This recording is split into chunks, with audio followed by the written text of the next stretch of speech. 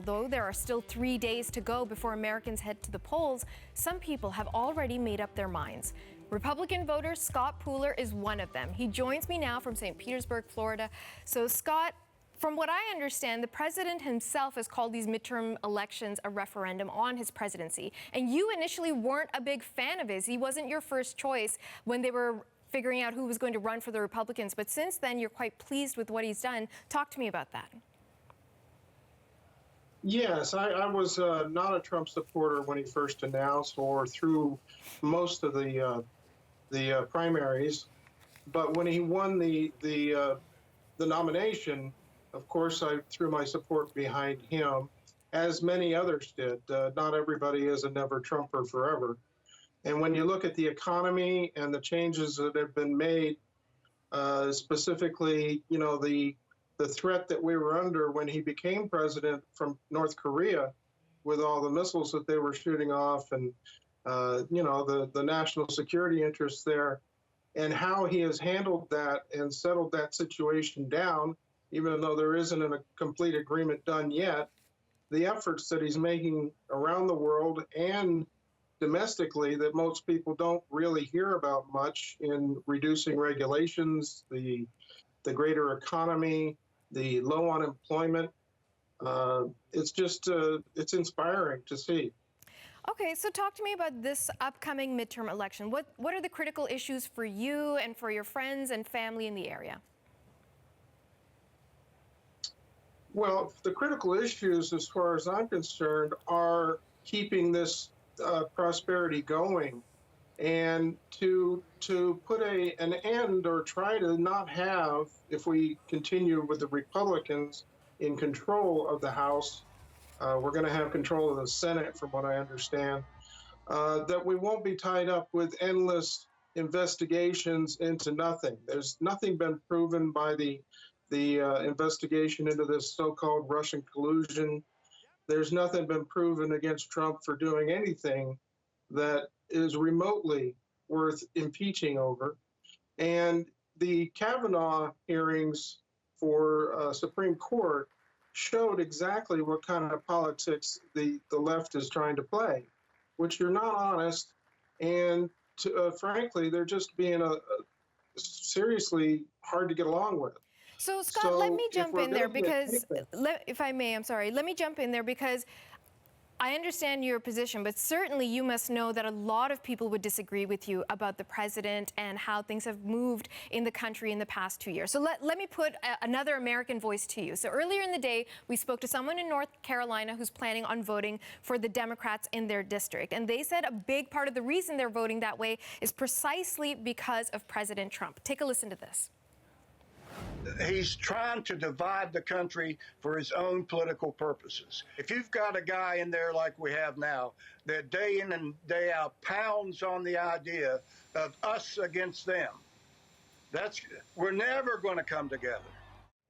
What do you think about that, Scott? We're in Canada, but we hear this a lot from folks in the United States, that it's divisive. The way the president talks about issues, maybe not necessarily his policies, the way he speaks to and about people is not good for the future of the country. How do you respond to that?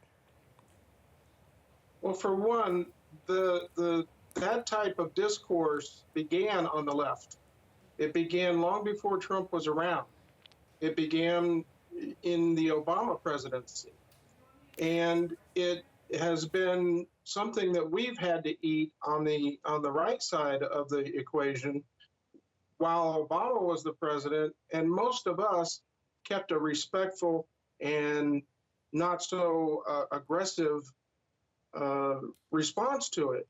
But now you're seeing people out, including representatives in Congress, saying that people should be accosted in restaurants.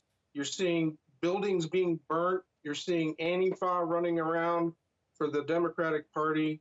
And I think that most of the bad discourse proven is from the left. So how do you have the civil conversation? How do you have that conversation civilly with your friends who are planning on voting Democrat? So then how do you come together? Because it certainly does seem like there's quite a divide in ideology and even interpretation between Americans.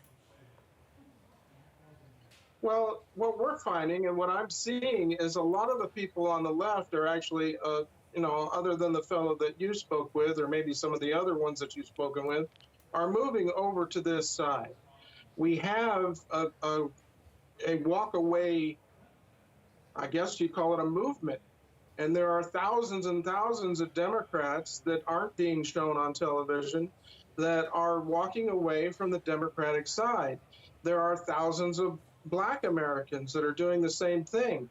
Trump's approval rating with Black Americans is up to 40%, and no Republican president has ever reached that level. Okay. So he must be doing something right. Okay, we'll see what happens on Tuesday. Scott, I really want to thank you for your time. Sure. Scott, Thank you. Thank you. Scott Pooler is a Republican voter, and he joined us from St. Petersburg, Florida. Now, some people believe Tuesday's election could hinge on suburban white voters such as Republican women who support the party's pro-business position, but who are turned off by President Trump's rhetoric on race and gender.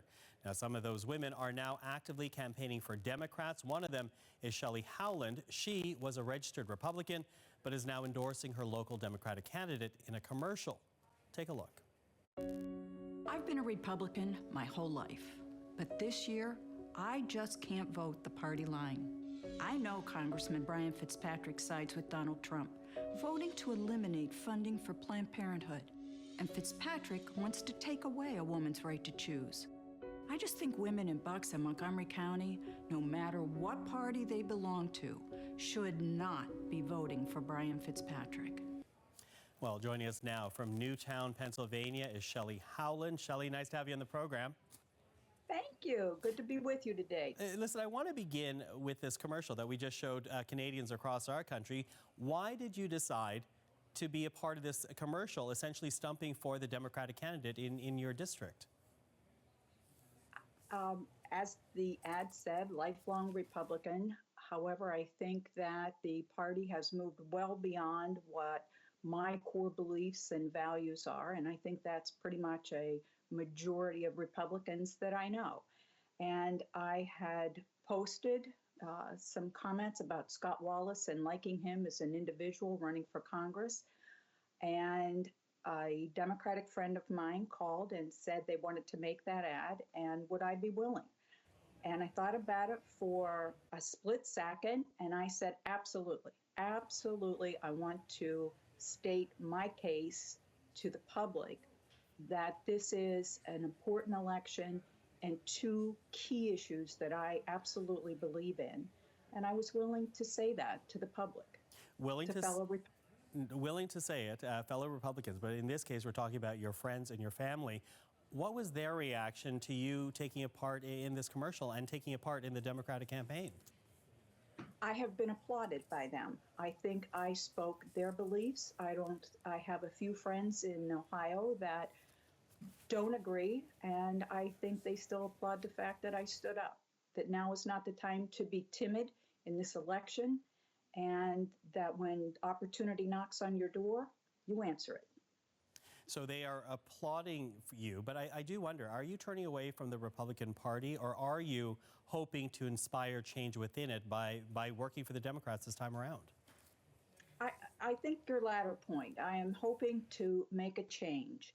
I think that when we can get to the beliefs and the values of someone like Governor John Kasich in Ohio, who's a moderate, who believes in civility, who has led a great state, who has experience in Congress and balancing budgets and knows how to bring people together, which is the essence of a democracy, we have a candidate and a Republican Party that I can wholeheartedly stand behind.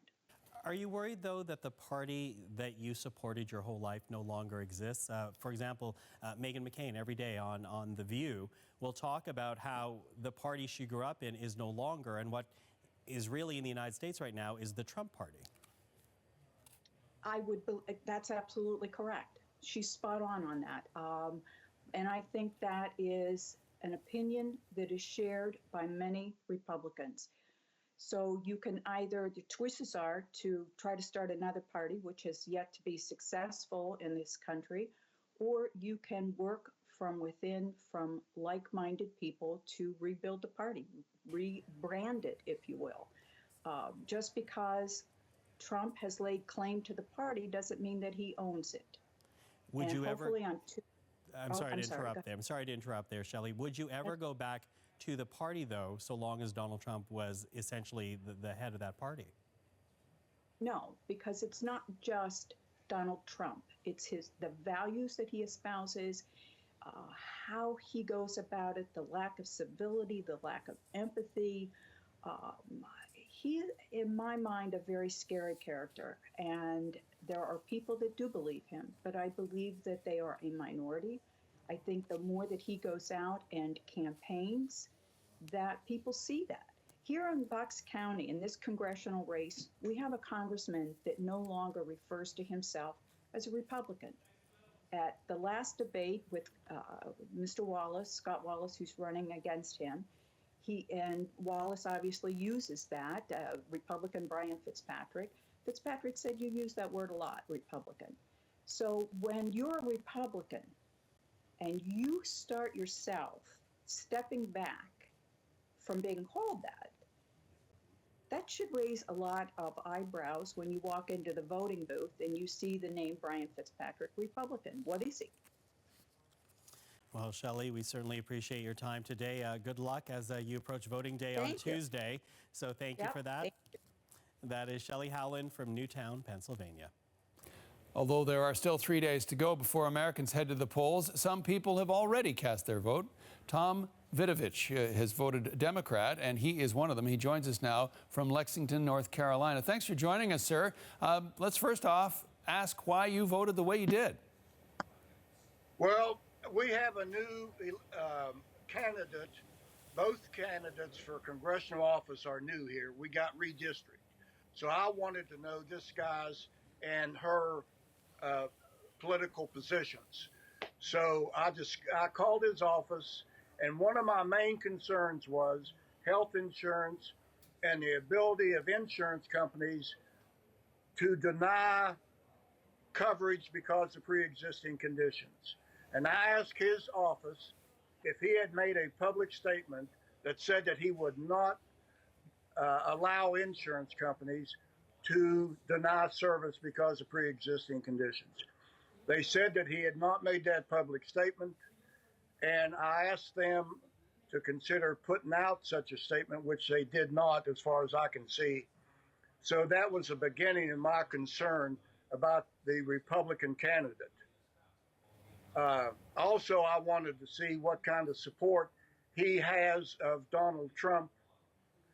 And once I discovered that he had no intention of defending the citizens against insurance companies when it comes to denying insurance because of pre-existing conditions. I've got Medicare. I've got the VA.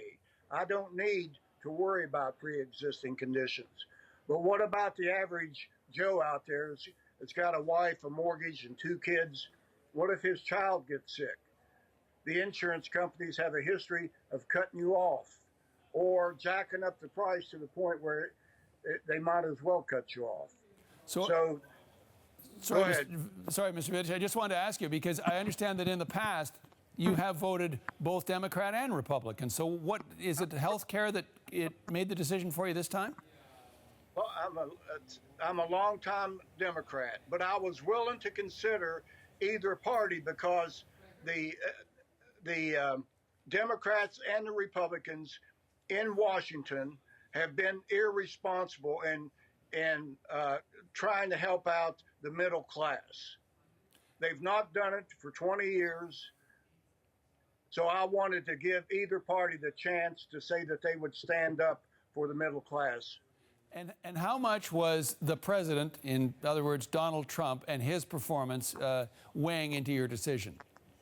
Very much so. I'm a Vietnam veteran. I saw Trump the other day address a veterans group, I think it was the VFW. He said to that crowd, he said, "Don't believe your eyes, believe me." And this has been typical. He's trying to divide the country for his own political purposes. This guy should not be president. And if you are going to support this guy, I want to know it, because I'm not going to support you. So what is it about him and his style, do you think, that appeals to so many Americans? I don't know.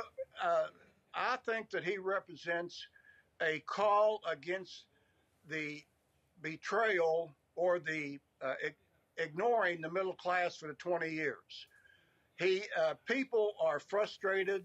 They're resentful of what representation they did or did not get in Washington by their elected officials. And consequently, any discussion against Washington, D.C. and those elected officials is a winner. That's what he's done.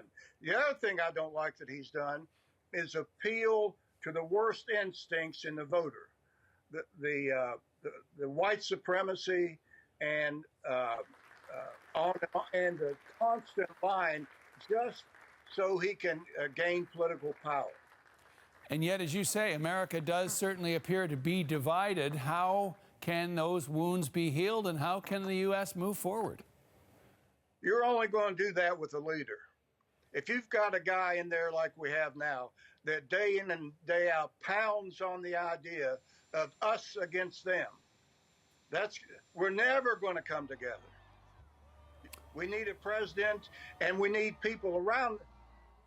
If the president won't make an adjustment and become a leader and bring us together, the people surrounding him need to be those kinds of people. Tom, I want to thank you so much for talking to us and describing the situation as you see it in your part of the world. Thanks so much. Thank you. Tom Vidovich is in Lexington, North Carolina.